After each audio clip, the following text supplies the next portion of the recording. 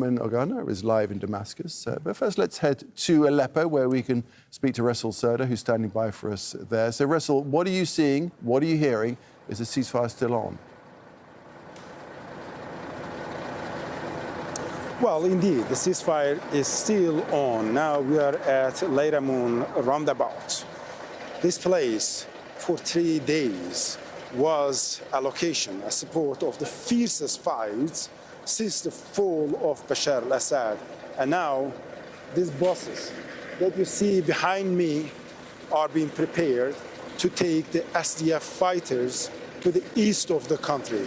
After 3 days of the clashes, SDF fighters have finally agreed to leave Aleppo, the largest city in Syria, and these buses are being prepared, now waiting for them to be taken to the east of Aleppo. There are tons of buses from time to time. You're seeing they have to stop. There are some fighting, sporadic fightings, and then once they're getting the clearance, they are moving again. Indeed, now they started to move again. And right over there, you see that there are still military barracks of SDF fighters that they have been using for the last 3 days. There were ammunition over there, there are fighters over there, but now they are under the control of the government forces, and now further and further. So these buses are going deeper to the Leiramun roundabout, right on the buildings that over there that can be seen. The SDF fighters, more than 1,000 fighters are expected to come to that roundabout and then being taken on these buses and to the east of the country. This is a turning point. Now we are hearing the sporadic fightings a little bit, the shootings over there. You can see that these buildings right over there, yesterday there were dozens and dozens of these snipers, SDF snipers over there, and we have seen heavy clashes there. Now the government forces are saying that they have been emptied. Now the combine operations, sweep operations are still ongoing.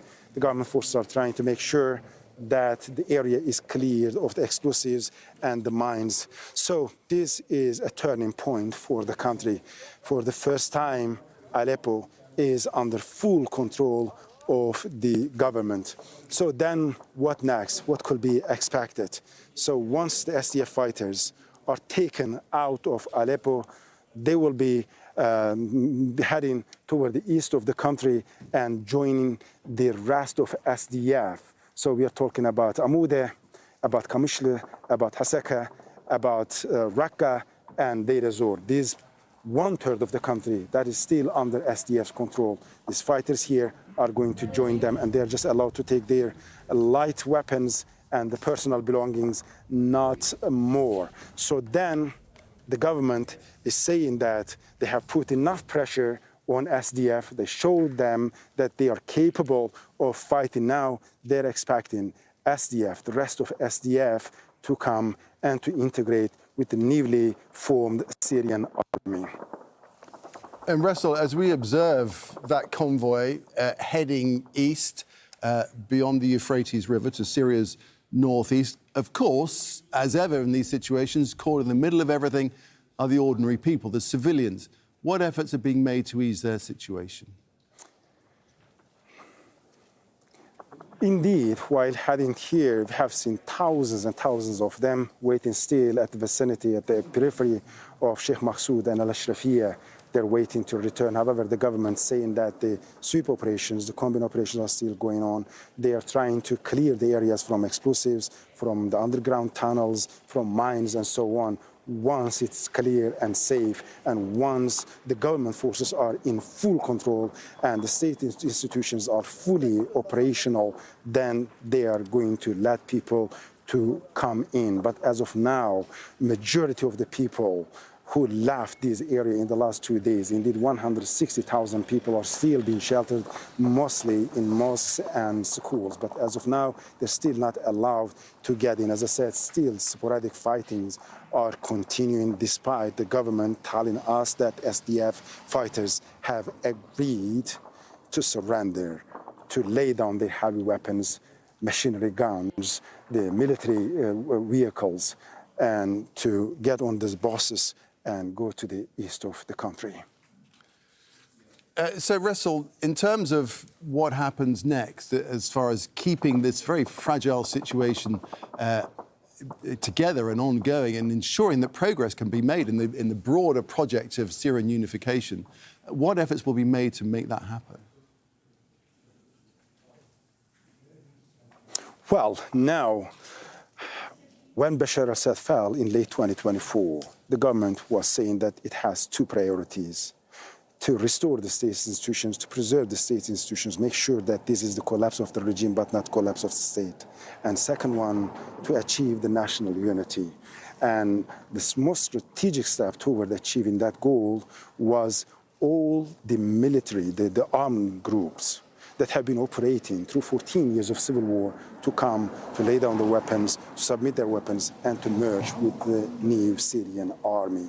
And of course, the largest non-state armed actor in Syria is SDF. Since 2014 on, they have been equipped, they have been trained, they have been financed by the United States. And they were considered the most powerful non-state armed actors in Syria. And everyone was curious, particularly what SDF is going to do, whether SDF is going to integrate or not.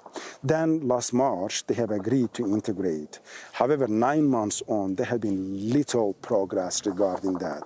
And now the government's saying that enough is enough. You need to honor the agreement. You need to honor the promises. And as a part of that, to put a pressure, build up pressure on SDF, the government has started military operations in Aleppo, in Sheikh Maqsoud and Ashrafiyah, where that has been for more than a decade under the control of SDF. So there are sticking points here, the disagreements. SDF is simply saying that it wants to preserve 45,000 troops. And the government saying that is impossible because 45,000 troops means simply a parallel army in the country. Instead, the army is suggesting that SDF can preserve 15,000 troops.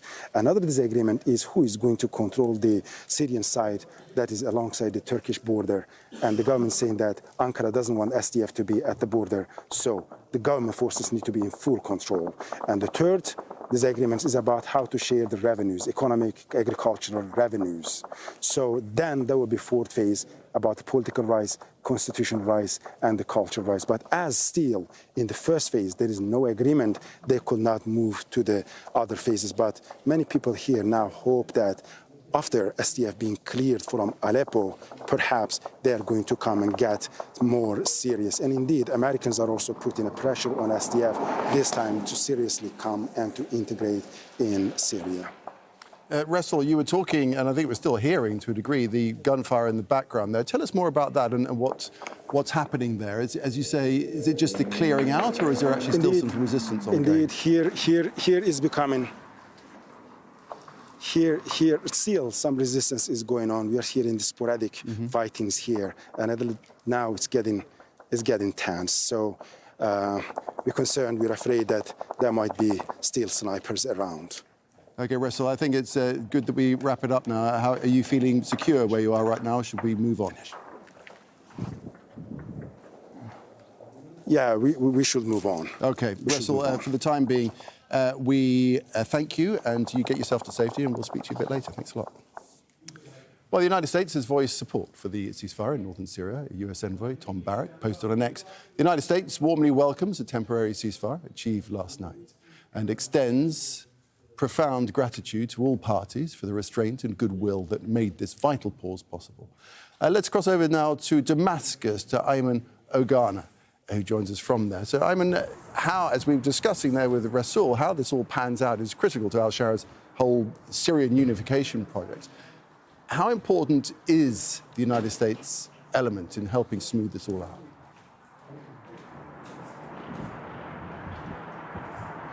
Yes, well, this conflict expands beyond the SDF and Damascus. There are several key external foreign powers involved. As you said, the most important of which is the US. Tom Barrack's US Special Envoy to the region has said that he's working intensely to maintain the ceasefire, and the Americans have a lot invested in Syria. The Americans have a key role because they enjoy close relationships with both parties. In terms of the SDF, the US backed them, trained them, fought alongside them to eradicate ISIL's so-called caliphate in Syria. And the US continues to work closely with them, with about 1,000 troops still based in Kurdish-led SDF areas. So the US has a very strong relationship with the SDF. But recently, the US has forged a strong, closer relationship with Damascus. Back in November, in a historic visit, President Ahmed al-Sharia met Trump at the White House and formally agreed to join the anti-ISIL coalition, and there have been joint operations since. So the US is in a unique position, enjoying good relations with both parties to force hands in terms of pursuing diplomatic solutions and de-escalations. But there are also other powers. Just today, top EU officials, Ursula von der Leyen, President of the European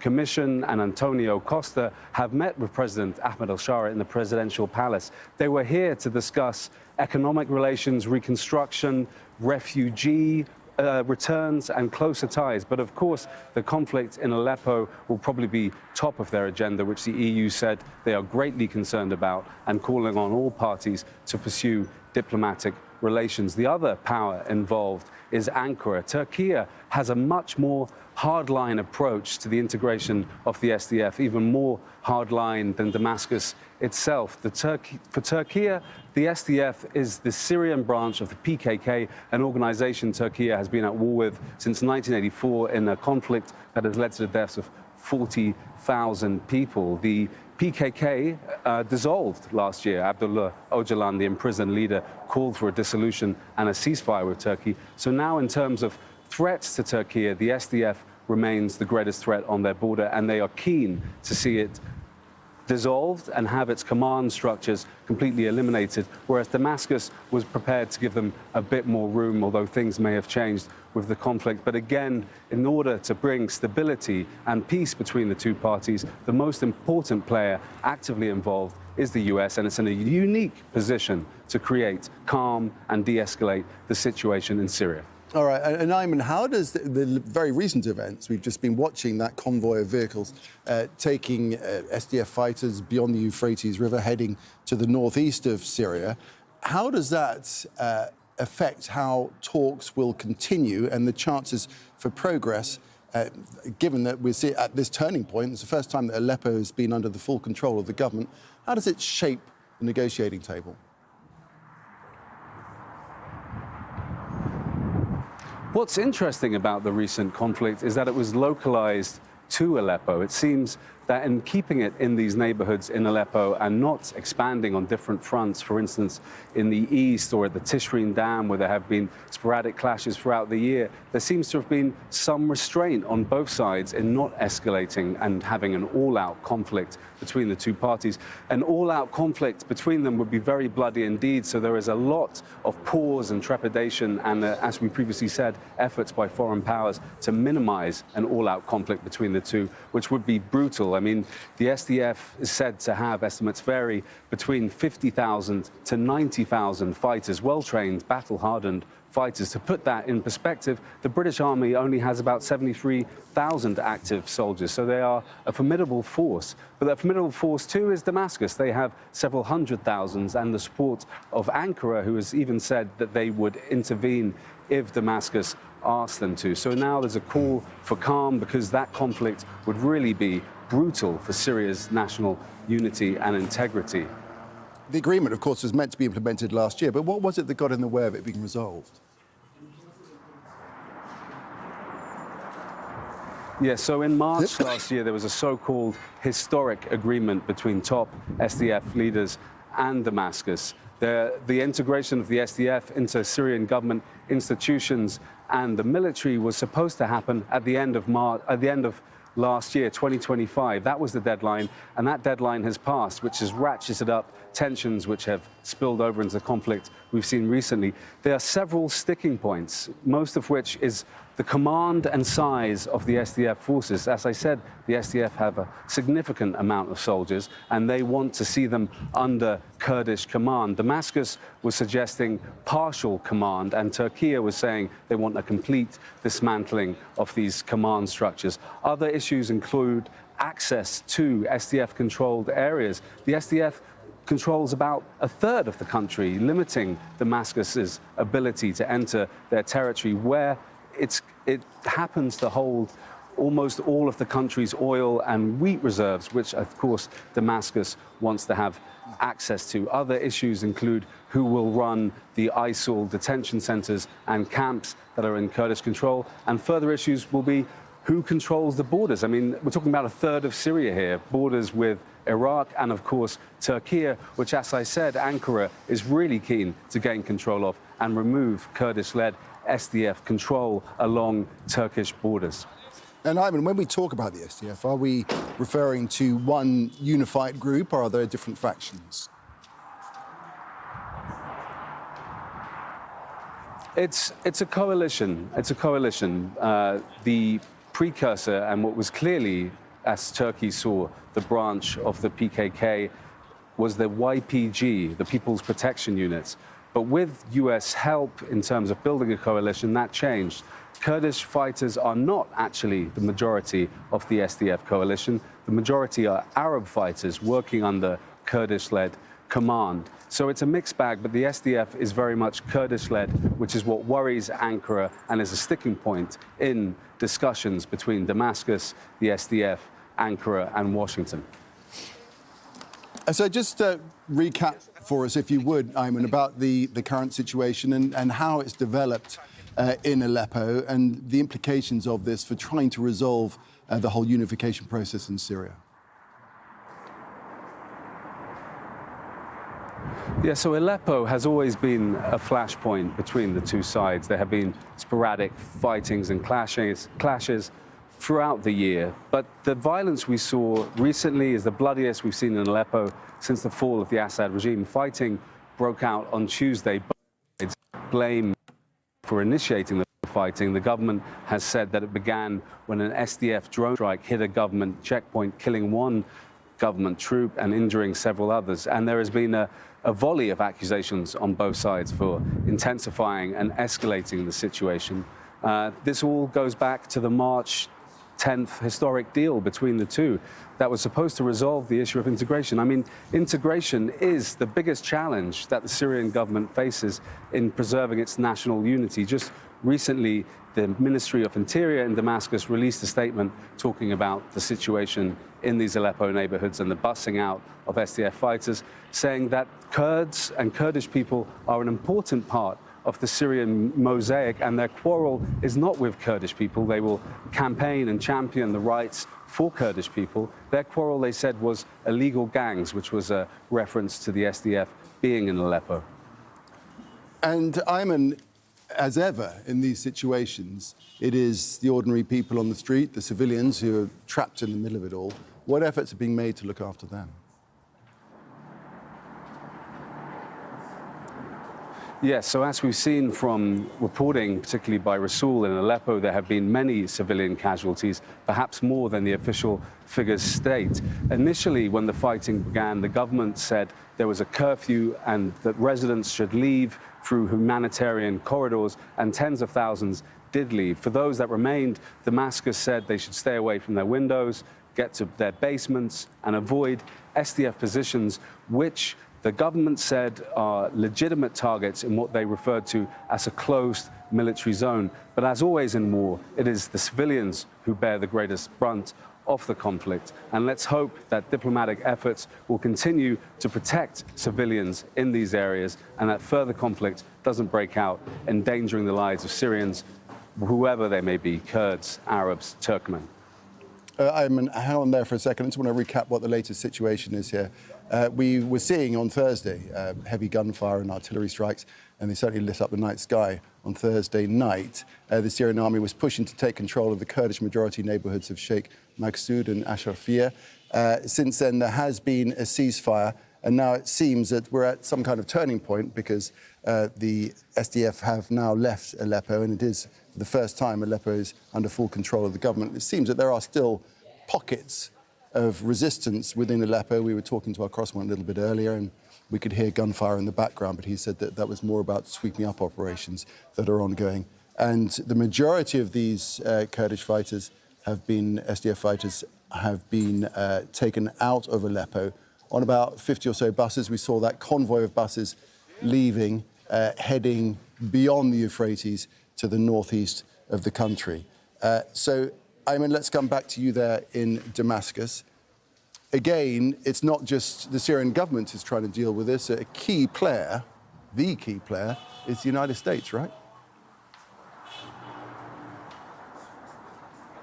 Yeah, the key player is the United States and also Turkey. You mentioned that this is a watershed moment and that it's the first time Damascus has full control of Aleppo, perhaps Syria's largest city. I mean, to have a city divided in the country where there is supposed to be central rule is a huge sticking point for Damascus and for Ankara. Ankara has said strong words condemning the SDF for being present in Aleppo. Yesterday, Hakan Fidan, Turkey's foreign minister, said that they would not accept a parallel state in Aleppo, referring to SDF control. So we're looking now at a situation that is evolving, and it's a very dramatic shift in terms of SDF positions and control. But tellingly, again, that the fighting was localized to Aleppo reveals that there might be some restraint on both sides to prevent a full-blown confrontation to the two, which would be bloody and miserable for Syria's civilian population. Talking to people here, some are happy to see Aleppo under government control. We've seen videos on social media of some even Kurdish residents of Sheikh Maqsoud and Ashrafia celebrating and welcoming government forces. But there is a vast array and difference of sentiment amongst Syrians' population in terms of this issue. Some people we spoke to in Suwaida, a Druze area in southern Syria. Ayman, tell us about, we're looking at pictures on the screen above you of Sheikh Maqsoud that you just referred to, and I think that's where some of the buses went to they entered the Sheikh Maqsoud neighborhood in Aleppo to transport SDF fighters out of the city. What is the importance of Sheikh Maqsoud? What's the relevance in the context of everything that's going on? Oh, sorry, I believe we've lost Ayman at this point. Now, just to have a recap of the situation right now as we look at those images from, I think that's Sheikh Maqsoud right there, Ashrafia. This is where fighting has been going on up until Thursday night. Thursday night, heavy gunfire and artillery strikes lit up the night sky in Aleppo. As we've been discussing, the Syrian army was pushing to take control of the Kurdish majority neighborhoods of Sheikh Maqsoud and Ashrafia, which we're looking at right now. At least 22 people, including civilians, have been killed in the violence since Tuesday. Well, since then, we've had a ceasefire, which has been very fragile. It kept being extended on through the night. And now we have agreement from the SDF to leave Aleppo and heading east of the Euphrates River to Syria's northeast. As we heard from our correspondent, Resul Serda, this is a turning point because it's the first time that Aleppo has become under full control of the government. We have been hearing sporadic fighting and gunfire in the distance, certainly when we were talking to Resul. So that just demonstrates there's still a little bit of resistance going on and a bit of sweeping up. But let's get the very latest situation indeed from Resul, who's standing by for us there. So Resul, I take it you're in a more secure position than you were a little bit earlier now. Tell us what the latest you're seeing and hearing is. Well, here, so we are very much close to Leiramun roundabout. The buses, they just got in. From time to time, still sporadic fightings are going on. Largely, SDF has agreed to lay down their heavy weapons. But now we are getting reports that some of the fighters are resisting. So the official body of the group has agreed to that. So what you can see behind me, actually in the last 3 days, they were the locations, the spots of the fiercest fighting and clashes. You see, these are the military barracks that SDF has been using over there. There were snipers controlling the roads and the areas around. So while we're heading towards this area, indeed, we're seeing the scars of the fighting that took place for the last 3 days. And just behind that hills over there, there is the Leyramoun roundabout, and the buses are now there, but the security forces are telling us that it's not secure to go there. So from time to time, we can hear the sporadic fightings. Indeed, they are not heavy machinery guns, light weapons, but still it is ongoing over there.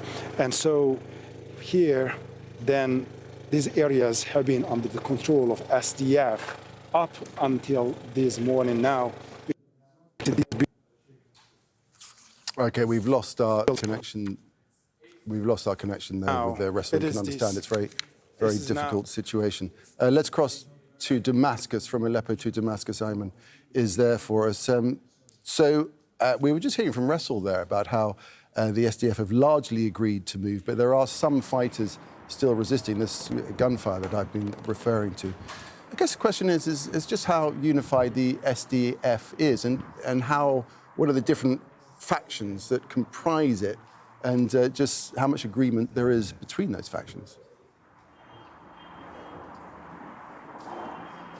Yes, it's a good question, because the SDF are often portrayed as being a sort of exclusively Kurdish force, but in reality, the SDF is about 30% Kurdish, and the rest of the fighters comprising it are from Arab tribesmen and Arab areas. There have been difficulties in maintaining the unity of the SDF in places like Hasaka and Deir ez-Zor in the east. There have been confrontations between Arab tribesmen and Kurdish-led SDF commanders. So it's a broad church, but ultimately the command and control relies on Kurdish commanders, which is a sticking point for Damascus and Turkey. Damascus wants to see partial control of 3 divisions of the SDF under joint Damascus and SDF control. Ankara has a much more hard line, wanting the complete dismantling of Kurdish-led structures. So it's a mix, it's a complicated mix. You also have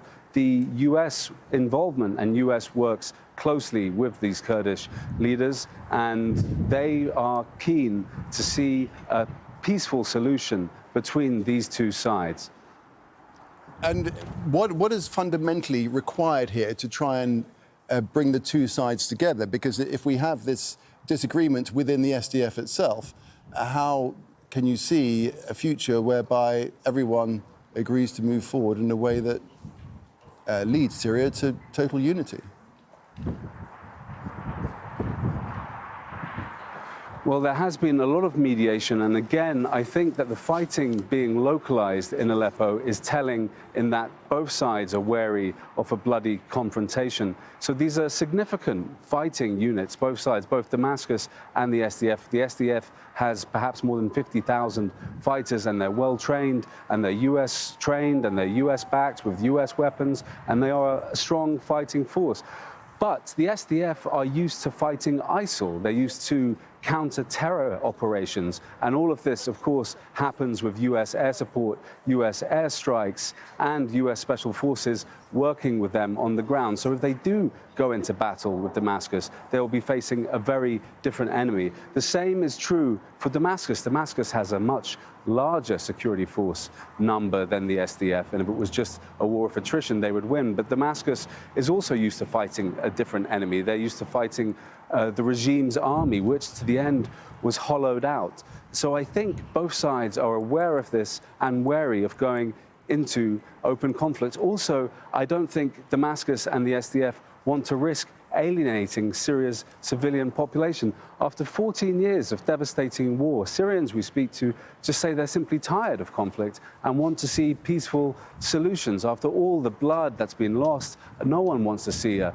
full-blown battle between the SDF and Damascus. We've spoken to people across the country who just want a peaceful solution. That said, in Damascus and in other areas around Syria, there seems to be a bit of resentment towards the SDF.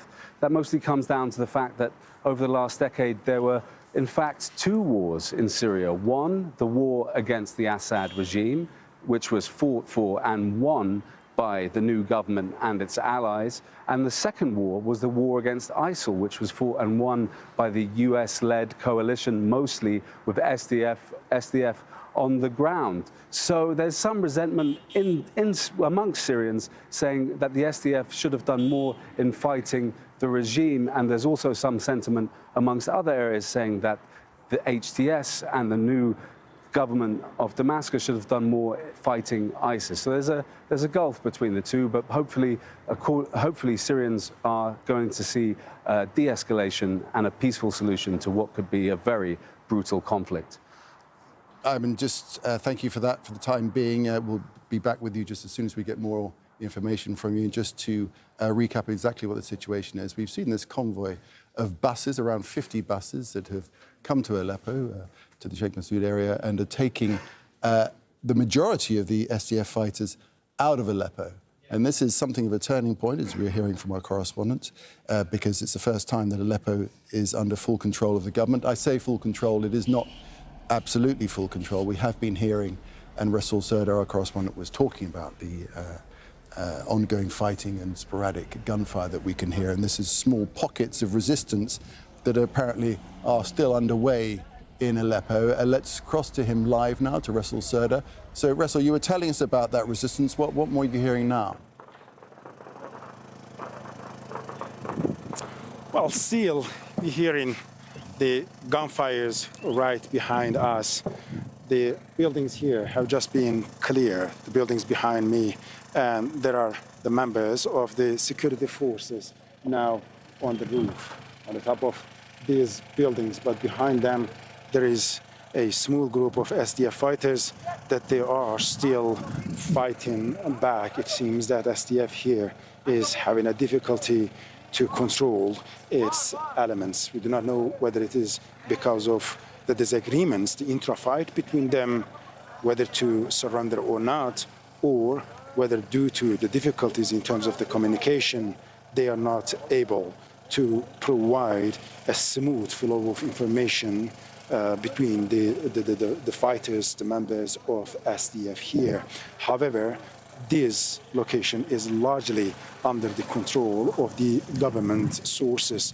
And just a little ago, dozens and dozens of the buses, they had toured Leyramoun roundabout, and they are waiting for the SDF fighters to lay down their weapons, to come and to get on the buses, then to be taken to the east of Euphrates. This area in the last 3 days have seen some of the worst fightings since the fall of Bashar al-Assad. Indeed, many residents here, when we're talking to them, they're telling us that the last time they have seen this scale of fighting was in 2016, when the regime, when the Russian forces and the Iranian-affiliated groups were attacking the Syrian opposition here, which caused a All right, Rasul, huge thanks for that. We're going to just jump in there just as... just carry on. What were you about to say? Now, these are the trucks that are coming here. Perhaps these trucks are going in to take the heavy weapons. Okay. This is also another element, so it's another development that we are seeing here. All right, Rasul, thanks for that. Rasul Serdar there in Aleppo. Let's cross back to Damascus, to Ayman Ogana, who's standing by for us there. And tell us more about these different factions and these pockets of resistance that we're seeing in Aleppo itself, and why that would be the case, and there isn't a kind of unified approach to the move out of Aleppo. Well, as we've mentioned, the SDF is not a completely unified structure. It is a coalition.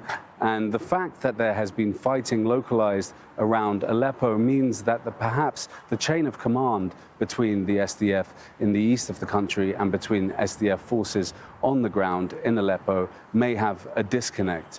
There are many issues and divisions in terms of the SDF structure and in terms of them in Syria generally. The SDF are seen by some as an occupying force with different ideology than the rest of Syria. There are ideological divides. For instance, the SDF prides itself as being a progressive and secular formation of units, which is alien to perhaps some of the more pious members of Syrian society. But again, that the fighting has been localized is telling in that the chain of command between the SDF in the east of the country and the SDF on the ground in Aleppo might not be completely connected. So the agreement, of course, was meant to be implemented last year. But what were the differences? What have been the challenges in trying to get this unification, this integration together? Yes, the agreement back in March was called a historic agreement between Damascus and the SDF, and they seemed to surprise many people with the willingness to work together. So the SDF agreed to form 3 formations of fighters and have them under joint Damascus and SDF command. But the deadline was set for the end of 2025, and of course we're now in the new year, and that hasn't happened because of many sticking points, really. First of which is the size of the SDF formations and fighters. They already have significant numbers, which Damascus would like to see reduced, which the SDF would like to continue to have. And then there's the issue of control. The SDF want these units to be autonomous and have more power than Damascus could yield over them. So there's a lot of issues too relating to the territory that the SDF control. Again, SDF control about a third of Syria, including the oil and wheat resources, which Damascus wants access to and so far does not have it. So there are many issues at play here. Again, the issues are the border. The SDF territory has huge borders with Iraq and Turkey, and Damascus and Turkey are keen to see the SDF move away from these borders. Other sticking issues remain, which are the control of ISIL camps and detention centers and refugee centers. So there's a huge chasm, really, between the two positions, and it might have been a bit too optimistic in March to see the SDF fully integrated in all the government institutions. We've spoken to some Kurdish Syrians in the east of the country under SDF control, and they say the differences between now and March are the events that played out earlier in the year in the southern city of Suwaida, where there is a Druze minority. There is sectarian violence that killed hundreds of people, and the Syrian Kurds we spoke to said this may have led to a greater reluctance of the SDF in the east of the country to put down their weapons because they fear that they might be vulnerable to sectarian violence. Ayman, tell us more about the significance of this broad exit of SDF fighters from Aleppo and just how much of a turning point it is and what it might mean in the process of obtaining Shara's unification project. Yes, well, I think this is a watershed moment. The SDF have controlled the neighborhoods of Sheikh Maqsoud and Ashrafia since 2015. And this is a major city in Syria, perhaps the biggest, that has been divided, partitioned almost. So the fact that Damascus now controls the 2 biggest cities without SDF governance is a really key moment for the country. Interestingly, Aleppo's fighting has been localized, and Aleppo is not enjoying direct supply lines to the rest of SDF territory. And again, the conflict has not escalated among other fault lines between the SDF and the government. So we don't know exactly what has happened in terms of the SDF's thinking about Aleppo, but their willingness to pull out of these areas maybe, hopefully for some Syrians, maybe the start of a broader negotiation for peace and perhaps even integration, which remains the biggest, by far, the biggest challenge to Syria's national unity. All right, and another big part of that challenge is building up the economy again. And we recently saw the currency relaunched, new banknotes with all reference to the previous regime taken off. That is a vital element in trying to get the country together, isn't it? Indeed, Syria faces many challenges, and the economic challenge is very big indeed. The 14 years of war this country saw has devastated the country. 65% of its infrastructure has been destroyed. About 90% of Syrians live below the poverty line. So resurrecting the Syrian economy is key. But today is interesting because we have a very high-level European delegation in Damascus at the presidential palace right now, meeting with President Ahmed al-Shara, trying to foster greater economic ties. The Europeans could really be key in helping the reconstruction of Syria after so much devastating war. Back in May, the EU has pledged at a Brussels conference 3.6 billion euros for the aid and reconstruction of Syria and its economy. And the talks today were hoping to make that an even bigger number. Europe wants to be closely involved. They say Syria is a strategic priority for them. And Damascus, too, wants all the help it can get, not just European aid and investment and funding, but also expertise. The Europeans at this delegation here today are also offering technical assistance and training for Damascus's civil service. But most of all, the meeting was supposed to be economic. But then Syria's crises are multifaceted and large. This European delegation was mainly supposed to talk about the economy, and the economic ties between Europe and Syria. But of course, the violence in Aleppo has overcast that. And I mean, tell us more about the international effort, especially the US effort to try and mediate here.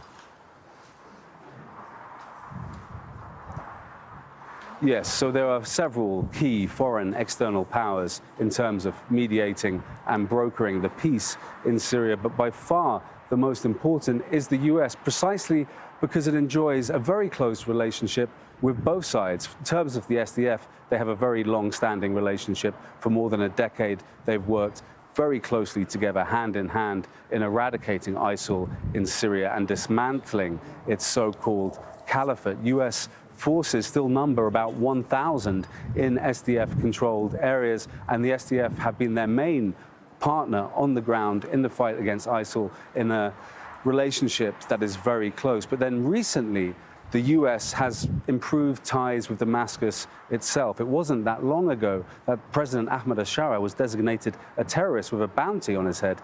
Now the president is enjoying visits to the White House. In November, Damascus and the President Ahmed al-Shara formally agreed to join the anti-ISIL coalition, which means the US now has two close partners in the battle against ISIS and good relationships with both parties, which places it in a strong position to broker, to mediate, and maintain the national unity and peace and stability of Syria. OK, let's switch from Damascus to Aleppo. Ayman, thanks for that. Ressel Serder is live inside Aleppo. And Ressel, you've been reporting how the Syrian government has opened up this exit corridor from Aleppo for the SDF to leave, and for the most part, the majority of them have in these convoys, or are being taken out in these convoys of coaches that we're looking at right there. Tell us about the latest situation right now.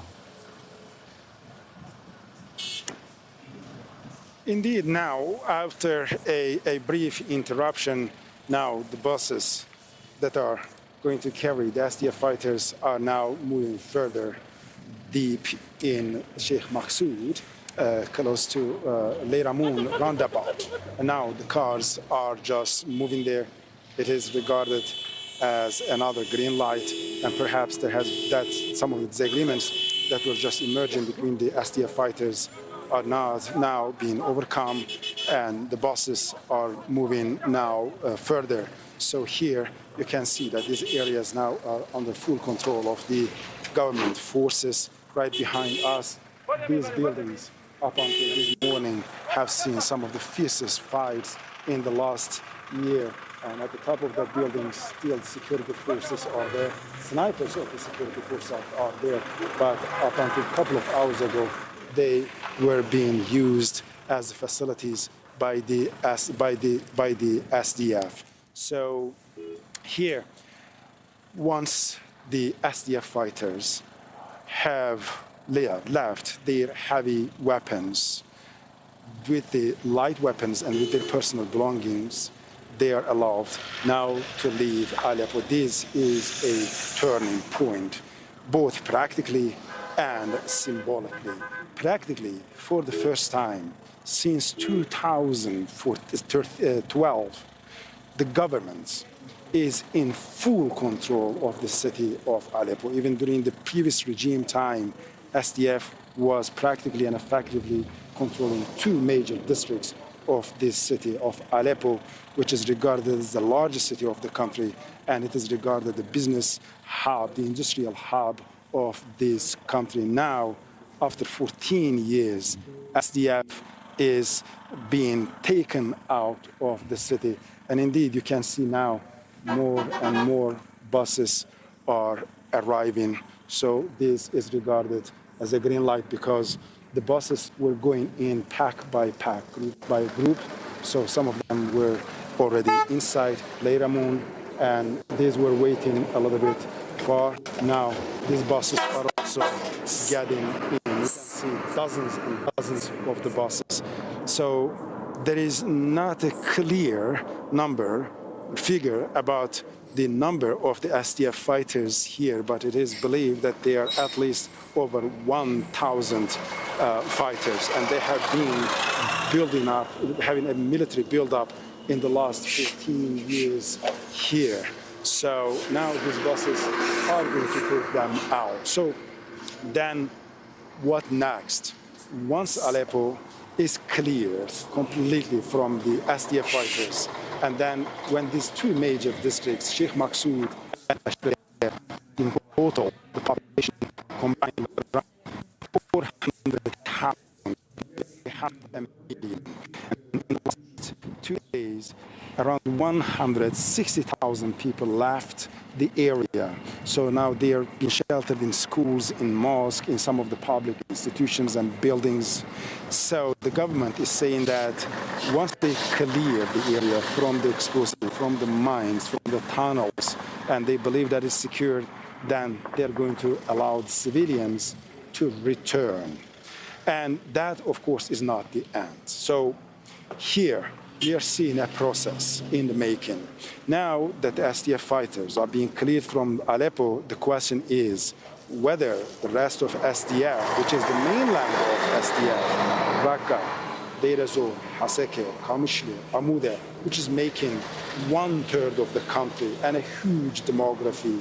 So whether SDF there is going to integrate with the government or not. So when Bashar Assad fell, so simply the hopes were that finally, after 14 years of a devastating civil war, this is the time for the country to rebuild, to recover, and to achieve the national unity, the political unity, and territorial unity. So we have seen largely the armed groups that have been operating across Syria for 14 years. They have agreed to merge with the government, and indeed, practically also, they integrated into the newly formed Syrian military ranks.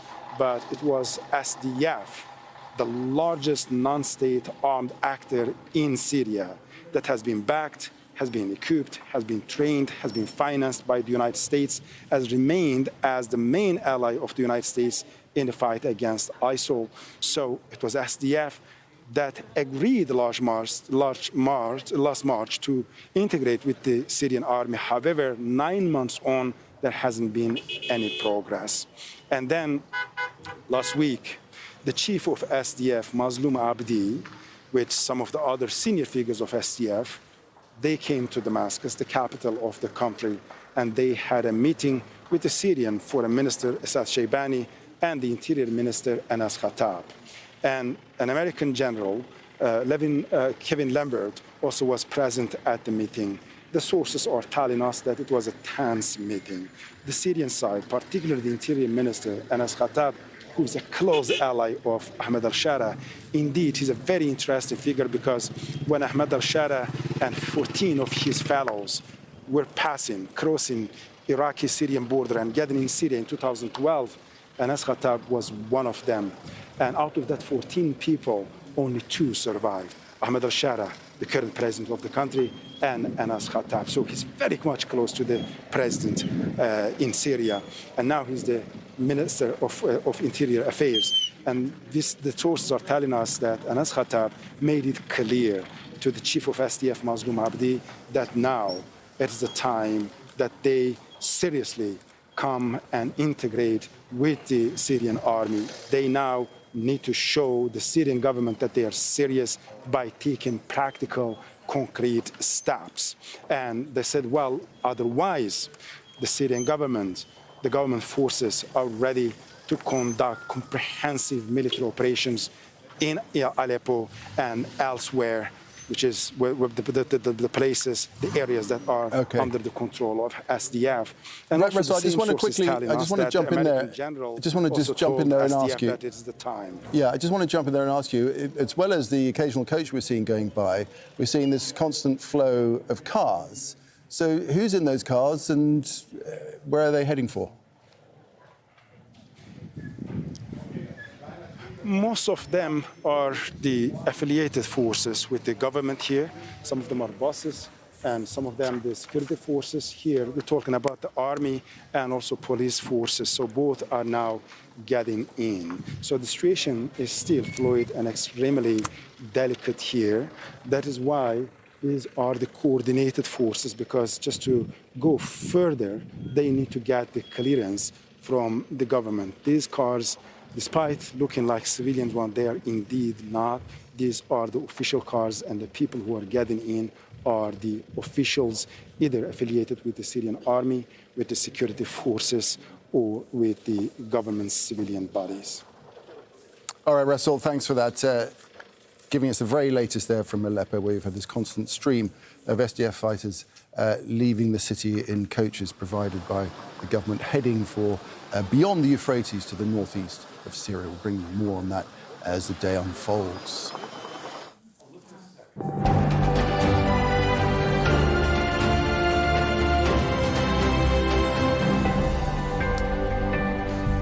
Now that a nationwide internet blackout is being reported in Iran, where protests against the economic crisis are intensifying. The country is seeing some of the largest demonstrations in years. The unrest began with the shopkeepers' strike in Tehran's Old Bazaar and has since spread to other cities. Bedad Mahichi has this report now. Anger on the streets of Iran. Security forces open fire in effort to suppress the crowds. But they only grow larger. Thousands take to the streets in the capital, Tehran, in the largest rally since protests began nearly 2 weeks ago.